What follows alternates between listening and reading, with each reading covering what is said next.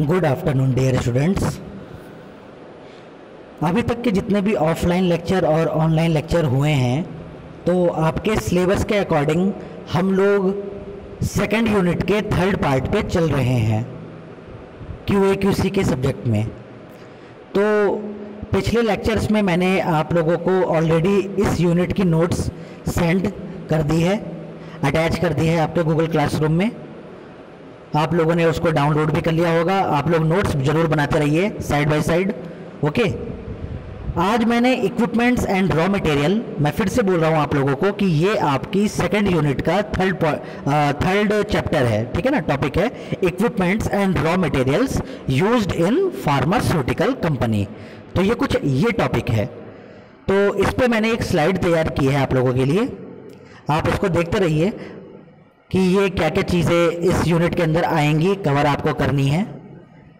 वैसे तो नाम से ही समझ में आ गया होगा कि इक्विपमेंट्स एंड रॉ मटेरियल यानी कि कच्चा सामान जो दवाई बनाने में प्रोसेसिंग में यूज़ किया जाता है। इसके अलावा कौन कौन से मशीनरी या इक्विपमेंट्स होते हैं जो फार्मास्यूटिकल इंडस्ट्री में यूज़ की जाती हैं, चाहे वो QC प्लांट में हो, चाहे QA में हो, चाहे प्रोडक्शन में हो। तो हमको इन्हीं चीज़ों के बारे में इस पूरे चैप्टर में पढ़ना है। तो स्लाइड में देखिए, जो कंटेंट जो इस स्लाइड के अंदर हम लोगों ने रखे हैं वो है, सबसे पहले हमें पता करना है कि इक्विपमेंट्स क्या होते हैं, ठीक है। फिर इक्विपमेंट्स को सेलेक्ट जब हम कर लेंगे तो उसकी सिलेक्शन क्राइटेरिया कि उसको कैसे आप कौन कौन सा इक्विपमेंट किस किस प्रोडक्शन पार्ट में यूज़ किया जाता है, इसके बारे में पता करेंगे। इसके बाद हम पता करेंगे कि परचेज स्पेसिफिकेशन ऑफ इक्विपमेंट्स। जब आप कोई फार्मास्यूटिकल कंपनी लगा रहे हैं तो आपको किस प्लांट के लिए, किस पार्ट के लिए आपको कौन सी मशीनरी की ज़रूरत होती है और उस मशीनरी को खरीदने के लिए कौन कौन सी परचेज क्राइटेरिया होती है, इसके बारे में हमें पता करना है। उसके बाद fourth point, maintenance of equipment. केवल मशीन लगा देना ही सही नहीं होता, उसकी बराबर मेंटेनेंस होना बहुत ज़रूरी है। अगर आपको आपके यहाँ पे कॉन्टिन्यूअस प्रोडक्शन चल रहा हो तो, या अगर आपने खुद करवाना हो तो प्रॉपर मेंटेनेंस भी ज़रूरी है। तो उसके अंदर जो जो चीज़ें आएंगी हमें इसका पता करना है। उसके बाद रॉ मटेरियल्स क्या होते हैं, इसकी डेफिनेशन पढ़नी है। उसके बाद purchase specification of raw material. जब रॉ मटेरियल हमें खरीदना हो तो उसके लिए परचेज क्राइटेरिया क्या होती है, इसका हमें पता करना है। उसके बाद steps of purchasing raw material. Raw material की जब परचेजिंग की जाती है, उसको खरीदा जाता है, तो उसमें कौन कौन से स्टेप्स इन्वॉल्व होते हैं, इसके बारे में हमें पता करना है। और लास्ट में हम पहुंचेंगे इस पूरे यूनिट में maintenance of store for raw materials. जब आपने रॉ मटेरियल खरीद लिया तो उसको आप कहीं ना कहीं तो स्टोर करेंगे ही। मैंने आपको ऑलरेडी ऑफलाइन मोड पे जब हम लोग लेक्चर ले रहे थे तो बताया था कि स्टोर होते हैं, बड़े बड़े वेयर हाउस होते हैं, ठीक है ना। उस पर आप अपने रॉ मटेरियल और बाकी जो एक्सिपिएंट्स होते हैं, इसके अलावा मशीनरी पार्ट्स होते हैं, उनको रखते हैं, ठीक है ना। तो उसके बारे में हमें मैंने ये भी बता रखा था आपको कि स्टोर को रखने के लिए उसकी अपनी अलग अलग स्पेसिफिकेशन क्राइटेरिया होती है। रूम टेम्परेचर मेंटेन करना होता है, ह्यूमिडिटी, रिलेटिव ह्यूमिडिटी मेंटेन करनी होती है। इसके अलावा बहुत सी और भी चीज़ें हैं जिस पर हमें ध्यान देना होता है। तो ओवरऑल की बात यह है कि इस पूरी यूनिट के अंदर हम इन्हीं सारे पॉइंट्स को कवर अप करेंगे और यही आपके एग्जाम में पूछे जाने वाले क्वेश्चन भी इसी से ही अराइज होंगे, ठीक है ना। ज़्यादा देरी ना करते हुए इक्विपमेंट्स के बारे में बात करते हैं कि इक्विपमेंट्स क्या होते हैं जो फार्मास्यूटिकल कंपनी में यूज़ किए जाते हैं। इंट्रोडक्शन पार्ट में देखिए, first line, equipment may be defined as any piece of plant, machinery, instrument et cetera which is used for carrying out a specific activity or operation। जब आपको किसी भी मैन्युफैक्चरिंग प्लांट में किसी भी तरह की कोई एक्टिविटी करवानी हो, कोई ऑपरेशन करना हो, ऑपरेशन मतलब किसी भी चीज़ का प्रोडक्शन करना हो, तो उस प्लांट के अंदर कोई भी जो इंस्ट्रूमेंट या जो मशीन यूज़ की जाती हैं उसको आप कहते हैं इक्विपमेंट्स। ओके, एग्जाम्पल के तौर पर देख लीजिए, मिक्सर्स, मिक्सिंग करने के लिए, ग्रैनुलेटर्स, ग्रैन्यूल्स बनाने के लिए, etcetera and etcetera. All the manufacturing process or control activities depend upon the good performance of the equipment। ये लाइन आपको समझ में आ रही होगी कि किसी भी मैन्युफैक्चरिंग प्रोसेस में जब आपको अपने प्रोसेस को कंट्रोल करना हो, ठीक है ना, कि ताकि आपका सामान अच्छे तरीके से बने और बेहतर तरीके से बने, उसकी क्वालिटी बहुत अच्छी हो, अगर कुछ खराबी आ रही है तो आप उसकी क्वालिटी को इम्प्रूव कर सकें, तो उसके लिए सबसे पहले जरूरी बात यह है कि आपके जो इक्विपमेंट्स हैं वो बेहतर तरीके से काम करें। इस बात का आपको जरूर ख्याल रखना होता है। सॉरी। फिर थर्ड पॉइंट देखिए, इक्विपमेंट्स में भी सिंगल सिस्टम और पीस और इंटीग्रेटेड सिस्टम। अब इक्विपमेंट्स सिंगल भी हो सकता है और इंटीग्रेटेड का मतलब क्या, कई सारे इक्विपमेंट आपस में मिक्स होके ऐड ऑन होके एक असेंबली यूनिट भी बन सकती हैं। डिपेंड करता है कि किस तरीके का ऑपरेशन परफॉर्म करवाना है। The pharmaceutical industry make use of different equipment at each stage of manufacturing of drug product। तो फार्मास्यूटिकल कंपनी के अंदर अलग अलग स्टेजेस में अलग अलग तरीके के इक्विपमेंट्स को यूज किया जाता है during the manufacturing of drug. Okay, now selection of equipment. आप कैसे सेलेक्ट करें, अगर आप किसी कंपनी में काम करते हैं या अगर आप बॉस हैं, कि किस तरीके के इक्विपमेंट की जरूरत आपको होगी या इस प्लांट को पर्टिकुलर होगी। सो लाइन देखिए, selection of equipment has both strategic and financial impact on the companies।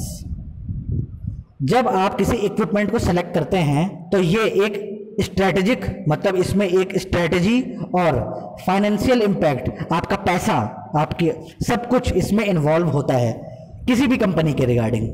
ऐसा ही नहीं है कि कोई भी इक्विपमेंट आप आंख बंद करके खरीद लेते हैं। अब वो इतना महंगा है, आपको इससे बेहतर अगर सस्ता ही मिल रहा था, जबकि काम आपको एक ही करना है, या आपके यहाँ पे वर्कलोड कितना है उसके हिसाब से आप सेलेक्ट करते हैं किसी भी चीज़ को। Okay, it has an essential for any company because it has direct influence on the success of the product facilities by optimum cost, improving quality, safety and reducing environmental hazards. तो इन सारे main बातों का ख्याल आपको रखना होता है जब आप किसी भी इक्विपमेंट या उसकी क्वालिटी को सेलेक्ट करते हैं। अब थर्ड पॉइंट देखिए, selection of equipment therefore depend on the following factor. तो सिलेक्शन ऑफ इक्विपमेंट निम्न तरीके के फैक्टर्स पे डिपेंड होता है जब आप सेलेक्ट करते हैं। सबसे पहले देखिए, ऑपरेटिंग क्राइटेरिया। सेकंड है availability of spares and servicing. Third है मेंटेनेंस। चौथा है एनवायरमेंटल इश्यूज। फिफ्थ है availability of designs and maintenance manual. और लास्ट है आपका कॉस्ट। ठीक है ना। तो इन सारी बातों को, यही सारे के सारे फैक्टर है जिनको अपना के आप किसी भी इक्विपमेंट को सेलेक्ट करते हैं कि ये आपकी कंपनी में बेहतर होगा या नहीं होगा। अब इसको हम सब डिवाइड करते हैं। सबसे पहले डिजाइन। जब आप इक्विपमेंट खरीदने जाते हैं या सेलेक्ट करते हैं, खरीदते हैं, तो सबसे पहले आप डिजाइन को देखते हैं कि क्या डिजाइन है उसका। तो इसके अंदर क्या आ रहा है, देखिए डिजाइन के अंदर should meet the requirement of the user and the answer the following. इसमें जो आदमी किसी भी मशीन को यूज करेगा, खासकर जो ऑपरेटर है, उसके दिमाग में कई बातें चल रही होंगी जब वो डिजाइन के बारे में बात करेगा। अब वो कौन कौन सी बातें चल रही होंगी उसके दिमाग में, और उसी के हिसाब से सेलेक्ट किया जाता है इक्विपमेंट को खरीदने के लिए। देखिए पहला पॉइंट देखिए, what operation should be performed with the equipment, यानी कि किस तरीके का ऑपरेशन परफॉर्म होगा इस इक्विपमेंट से। Second, capacity of holding and the output. इस इंस्ट्रूमेंट की जो होल्डिंग कैपेसिटी है, इसके अंदर कितना एपीआई बनाया जा सकता है, कितना प्रोडक्शन किया जा सकता है, कैपेसिटी पे बहुत डिपेंड करता है। और आउटपुट कितना बाहर निकालेगी बना के। किसी भी मशीन के बारे में या इक्विपमेंट के बारे में इस चीज का बहुत ख्याल रखा जाता है। तीसरा, how the equipment should B cleaned. इसको क्लीन कैसे किया जा सकेगा, इस बात का भी दिमाग में क्वेश्चन अराइज होते ही हैं। चौथा, do we have trained operator for the operating.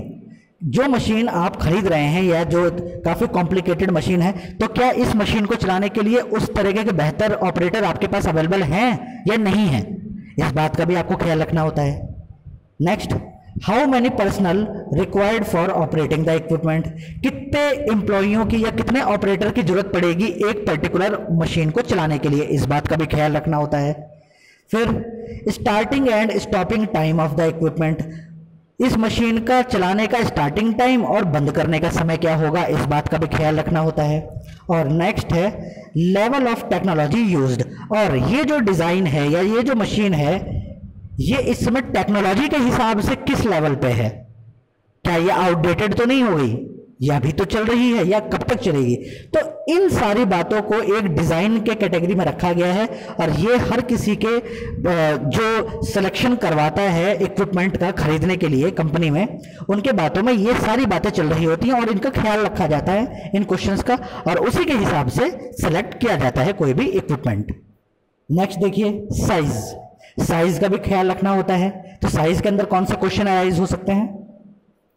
Size decided based on volume of the material which we are going to handle.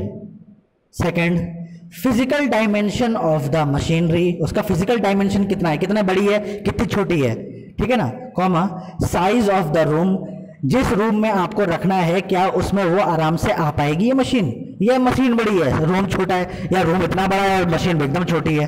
तो डायमेंशन वगैरह, फिजिकल डायमेंशन ये देखा जाता है। नेक्स्ट है आपका where the equipment should be placed and holding and output capacity, और उसकी होल्डिंग और आउटपुट कैपेसिटी कितनी है, इस बात का भी ख्याल रखा जाता है। तो ये सारे के सारे जो पॉइंट हैं ये आते हैं साइज में। तीसरा, लोकेशन क्या है। लोकेशन के बारे में बात आती है तो लोकेशन के बारे में जिक्र करते हैं कि लोकेशन के अंदर आता है decision of the location of placing the equipment should be based on first utility services required, second material handling and movement, third movement of processing and cleaning।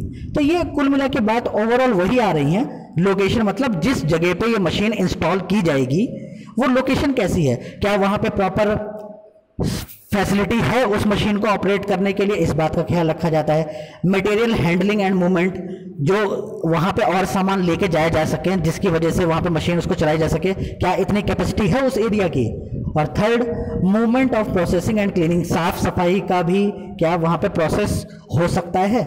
इस बातों पे लोकेशन डिपेंड होती है किसी भी मशीनरी की। फिर कंस्ट्रक्शन। कंस्ट्रक्शन के अंदर क्या आता है जरा ये देखिए।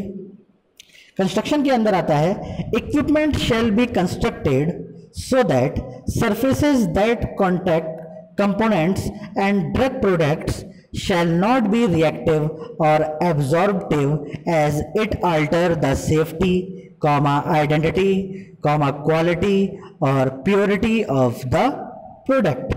So इसके अंदर यह आ रहा है कि जब किसी इक्विपमेंट को आप कंस्ट्रक्ट करते हैं, बनाते हैं या बनवाते हैं, तो इस चीज का ख्याल रखना पड़ता है कि उस पूरे इक्विपमेंट की जो सरफेस है वो आपके जो एपीआई है या जो प्रोडक्ट जिसको आप बना रहे हैं उसकी क्वालिटी, उसकी सेफ्टी, उसकी आइडेंटिटी और उसकी प्योरिटी को तो किसी भी प्रकार का कोई इफेक्ट नहीं डालेगी ना। इस बात का बिल्कुल ख्याल रखना होता है। फिर सेकंड पॉइंट देखिए, कंस्ट्रक्शन मटेरियल में बी स्टेनलेस स्टील। ये जो मशीनरी बनाने के लिए जो जिस प्रकार के मेटल का आप यूज करते हैं वो नॉर्मली स्टेनलेस स्टील का बना हुआ होता है। कारण क्या, कोरोजन फ्री, रस्ट फ्री, जंग नहीं लगेगा, ठीक है ना।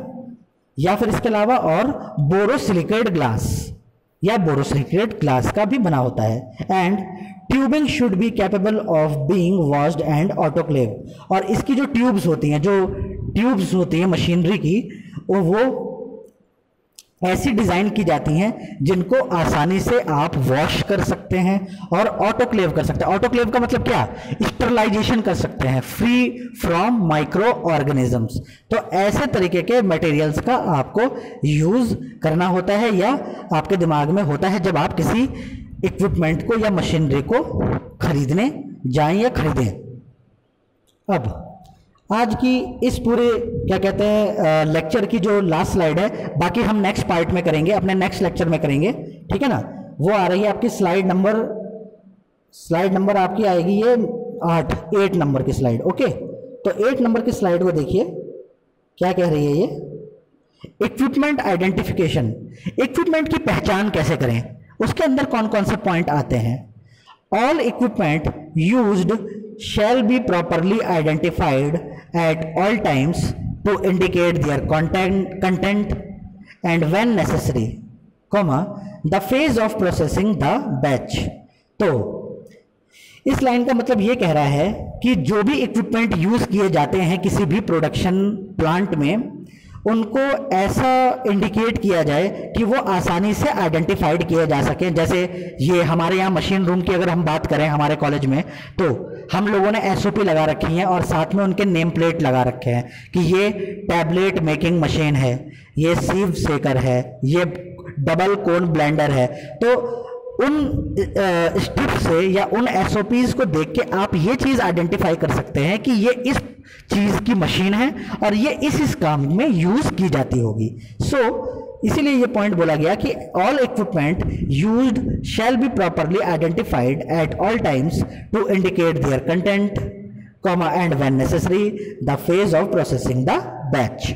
सेकेंड पॉइंट है, major equipment shall be identified by a distinctive identification number or code that shall be recorded in batch production record to show the specific equipment was used in manufacture of each batch of drug product।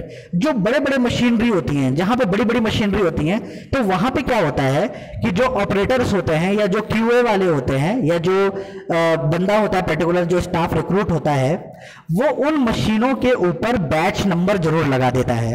और जब किसी भी दवाई का जब batch हम बना रहे होते हैं तो उस मशीन के बैच नंबर को हम बैच फॉर्मुलेशन रिकॉर्ड में, बीएफआर में, ठीक है ना, हम या बैच प्रोडक्शन रिकॉर्ड में हम उसको बैच नंबर नोट कर देते हैं कि ये जो दवाई का 1 लाख टैबलेट का बैच बना है, ये इस बैच नंबर वाली मशीन से बना है। आप आगे जाके भी आइडेंटिफाइड करवा सकते हैं और ये बैच प्रोडक्शन रिकॉर्ड जो आपका रिकॉर्ड होता है उसमें हम नोट कर देते हैं। बस खासकर बड़ी बड़ी मशीनों में तो ये बहुत मैंडेटरी होता है। Okay, next, SOP should be provided to describe how the number or code given to the equipment। और इसके अलावा हर बड़ी बड़ी मशीन के सामने आप SOP यानी क्या, स्टैंडर्ड ऑपरेटिंग प्रोसीजर, ये चिपका देते हैं जिससे बड़ी ही आसानी से ये चीज आइडेंटिफाई की जा सके कि ये मशीन किस काम आती है और इसका बैच नंबर क्या है। ठीक है ना। और लास्ट में है आपका आज के लेक्चर का इक्विपमेंट लॉग। इक्विपमेंट लॉग से क्या मतलब है? Manufacturers must maintain a register और log of the various operations carried out on various operations. तो मैन्युफैक्चरर क्या होता है, जो दवाई बनाने वाले होते हैं वो क्या करते हैं, वो एक रजिस्टर मेंटेन करते हैं और इसी रजिस्टर को आप कहते हैं लॉग। ठीक है ना। और इसके अंदर आप वो जो मैन्युफैक्चरर्स होते हैं वो प्रोडक्शन की जितनी भी डिटेल होती है कि आज इस बैच का प्रोडक्शन हुआ है, क्या क्या चीजें थी, बैच नंबर क्या था, वो सारा का सारा रिकॉर्ड कर लेते हैं। ठीक है ना। अब सेकंड पॉइंट और लास्ट पॉइंट देखिए आज के लेक्चर की। Log should have the following. अगर एक रजिस्टर है जो मैन्युफैक्चरर बनाते हैं तो उसके अंदर मेन चीजें जो जरूरी होती हैं वो क्या क्या चीज हो सकती हैं। देखिए, सबसे पहले सीरियल नंबर, फिर comma, name of the equipment used, ठीक है ना, और कौन सा मशीन है वो, उसके नाम, ठीक है ना, एंड इट्स आइडेंटिफिकेशन नंबर, उसका अपना एक particular identification number, comma, date and time of activities, किस डेट को ये मशीन चलाई गई और कौन सी एक्टिविटी, कौन सा प्रोडक्शन किया गया, ठीक है ना, इसकी जानकारी, कैरिड आउट, ठीक है ना, comma, name of the operators, उस मशीन को चलाने में कौन कौन से जो ऑपरेटर थे, जो बंदे थे, ठीक है ना, उनकी जानकारी, उनका नाम, ठीक है ना, और प्रोडक्ट हैंडल, और उस प्रोडक्ट को जो बन के आया उस मशीन से उसको किस प्रकार से हैंडल किया गया, रख रखाव उसका किया गया, इन बातों की भी जानकारी रखी जाती है। ठीक है ना। चलिए लास्ट की एक पीपीटी और पढ़ लेते हैं। Equipment cleaning. इक्विपमेंट क्लीनिंग से क्या समझा जा सकता है, इक्विपमेंट क्लीनिंग भी देख लीजिए। इसके अंदर कौन कौन से पॉइंट आते हैं। Schedules and procedures of cleaning should be established. इसमें मशीनों को साफ सफाई करने के लिए अलग अलग प्रोसीजर और जो शेड्यूल्स जुड़े होते हैं उनको रखा जाता है। और वो क्या क्या होते हैं इसको जरा आप ध्यान से देखते हैं। Cleaning procedure should be contain detail to enable operators to clean each type of equipment in an effective manner. Cleaning procedures के अंदर ऑपरेटर के लिए वो जानकारियां होती हैं जिनको यूज करके वो ऑपरेटर उस पर्टिकुलर मशीन को अच्छी तरीके से और प्रॉपरली तरीके से साफ कर सके। Second, next point, cleaning and washing can be manual and automatic. अब ये जो क्लीनिंग की जाती है मशीन की, वो दोनों तरीके से हो सकती है। मैनुअल भी हो सकती है, मतलब आदमी अपने हिसाब से इन्वॉल्व हो रहा है, अपने हिसाब से उसको सफाई कर रहा है, या तो हो गया मैनुअल, या फिर automatic by using the robots. ठीक है ना, जैसे बड़े बड़े प्रोडक्शन में क्या होता है कि ऑटोमेटिक कंट्रोल ही होता है, और जो थर्ड पार्टी फॉर्मुलेशंस होती हैं, क्योंकि बजट उनके पास ज़्यादा नहीं होता, उनके पास प्रोडक्शन भी कम होता है, तो वो अपने यहाँ पे मैनुअल ऑपरेशंस करवाती हैं। नेक्स्ट है, operator doing cleaning must be so trained that their activities will not affect the product. और ये जो ऑपरेटर जो इन्वॉल्व होते हैं क्लीनिंग के लिए, वो बहुत ही अच्छी तरीके से उनको ट्रेंड किया गया होता है, और वो अपनी एक्टिविटीज़ को, अपनी परफॉर्मेंस को इस हिसाब से परफॉर्म करते हैं कि जिसकी वजह से जो प्रोडक्ट बन के आया है या जो प्रोडक्ट जो बन रहा है, उसकी किसी भी फिजिकल एक्टिविटी पे किसी भी प्रकार का प्रभाव, नेगेटिविटी नहीं पड़ती। ठीक है ना। Next, equipments and utensils should be cleaned, stored, sanitised और स्टरलाइज्ड टू प्रिवेंट कंटामिनेशन। जिन जिन मशीनों को आप मैन्युफैक्चरिंग करवाने में यूज़ करते हैं, या जो जो बर्तन, यूटेंसिल्स मतलब बर्तन या इक्विपमेंट्स और भी जो पार्ट्स होते हैं, उनको बेहतर तरीके से क्लीन उनका होना बहुत आवश्यक है। उनके स्टोरेज बहुत आवश्यक है, अच्छी तरीके से प्रॉपरली वो सैनिटाइज्ड हों, ठीक है, प्रॉपरली स्टरलाइज्ड हों, और कंटामिनेशन से वो किसी भी प्रोडक्ट को पूरी तरीके से बचा के रखा जाना चाहिए। इन बातों का बिल्कुल ख्याल रखा जाता है। और आज का लास्ट इस लेक्चर का जो टॉप पॉइंट आ रहा है, acceptance criteria for residue and choice of cleaning procedures and cleaning agents should be defined and justified. ठीक है ना। And the last point is record of all the cleaning activities should be maintained. जब साफ सफाई की जाती है किसी भी मशीन्स की, तो उसका प्रॉपरली रिकॉर्ड कि किस आदमी ने साफ किया, क्या क्या चीज़ों को यूज़ करके साफ किया, ओके, उसके अलग अलग प्रोसीजर्स, पूरी एक्टिविटीज़ किस टाइम पे की गई, सब चीज़ों का एक रिकॉर्ड रखना आवश्यक होता है। अब हम जब नेक्स्ट लेक्चर में आएंगे तो हम बात करेंगे इक्विपमेंट कैलिब्रेशन एंड क्वालिफिकेशन। ठीक है ना। एंड देन उसके बाद हम पढ़ जाएंगे maintenance of equipment, and then preventive maintenance, and last में रॉ मटेरियल्स। तो उम्मीद करता हूं आपको आज का लेक्चर समझ में आया होगा। जब आप लोग इस लेक्चर को रिसीव कर लेंगे तो आप लोग गूगल क्लासरूम पे अपनी अटेंडेंस जरूर मेंशन करवा दीजिएगा मुझे यस सर करके, ताकि मैं आप लोगों को ऑनलाइन अटेंडेंस दे सकूं। ठीक है। कोई भी क्वेरी होगी अगर इस लेक्चर के रिगार्डिंग, तो आप लोग गूगल क्लासरूम पे कमेंट कर सकते हैं। नोट्स मैंने ऑलरेडी आपकी डाल दी है, आप साइड बाय साइड नोट्स भी अपनी बनाते रहिए। Thank you.